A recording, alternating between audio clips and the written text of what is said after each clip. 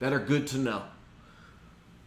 Some things that are going to be good to know if you plan on traveling outside of the country, like I am. I'm going to go to Mexico to visit a friend.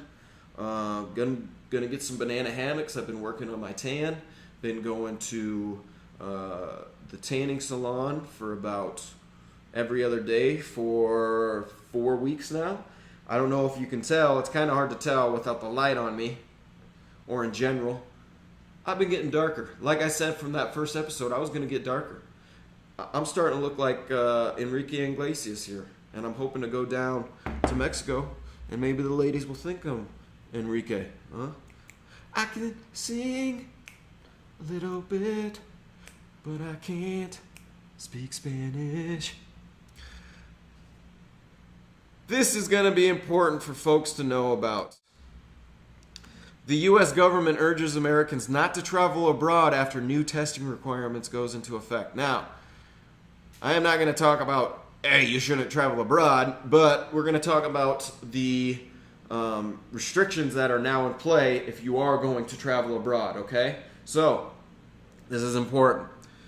The U.S. government is urging Americans not to travel abroad after new restrictions went into effect Tuesday, requiring all passengers traveling by air to present negative COVID-19 tests taken within 3 calendar days of departure or proof of recovery from the virus within the last 90 days.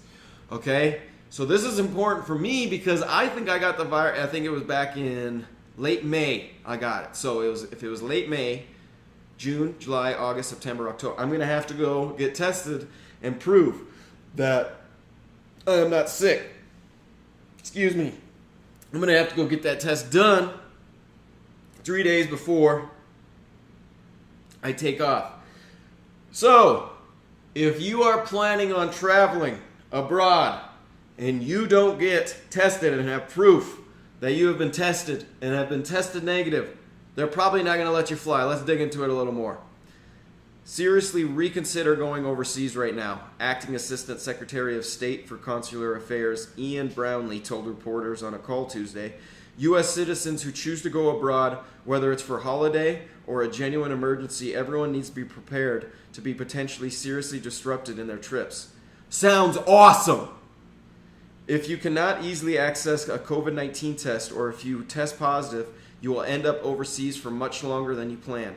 Brownlee added, if that happens, you will be responsible for covering your own lodging and medical costs during that time.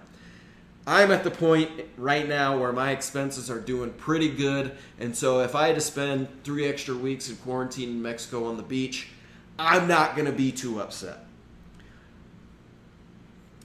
The Center for Disease Control and Prevention's Director for the Division of Global Migration and Quarantine, Marty Citron, said on the same call that the bottom line message is this is really not a time for people to be engaging in discretionary travel and that all travel should be postponed until we get a better handle on getting this virus under control and accelerating our vaccination strategies. Okay, if you're 50 and older, maybe you shouldn't travel because if you get the disease, you could die. But for me, if I get the disease, I'm not going to die. So risk and reward. Guess what? I can weigh it. I'm going. I'm gone. Call me, who's the guy who stole all the money? D.B. Cooper. Call me D.B. Cooper. I'll jump out and break my leg. If you're not going to land that plane, I'm going to take everyone's money on the plane, D.B. Cooper that bitch, and be in Mexico for the rest of my life.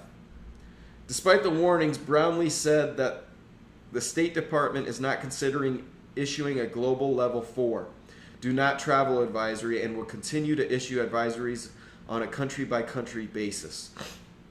The department issued the worldwide warning against international travel last March and lifted it in August, but it said at the time that it continued to recommend U.S. citizens exercise caution when traveling abroad due to the unpredictable nature of the pandemic.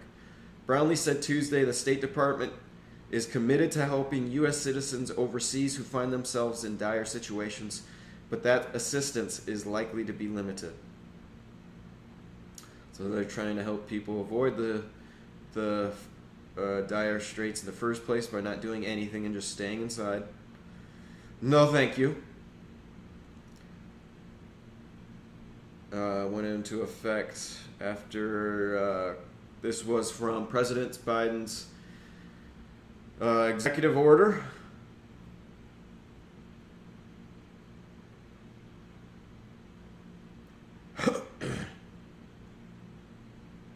Is this a bad thing? I don't think it's a bad thing.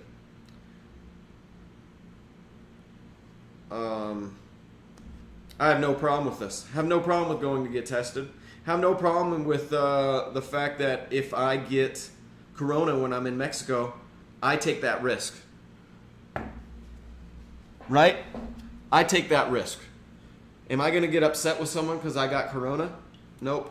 Because I took the risk. Is it anyone else's choice for me to go to Mexico? Nope. I took that risk. So, this is a good thing to have, I think. If people are coming into the country, you obviously want to make sure they're not coming in with COVID. This is a good thing. CNN, thank you. God bless you. What are we talking about next? Let's get into it.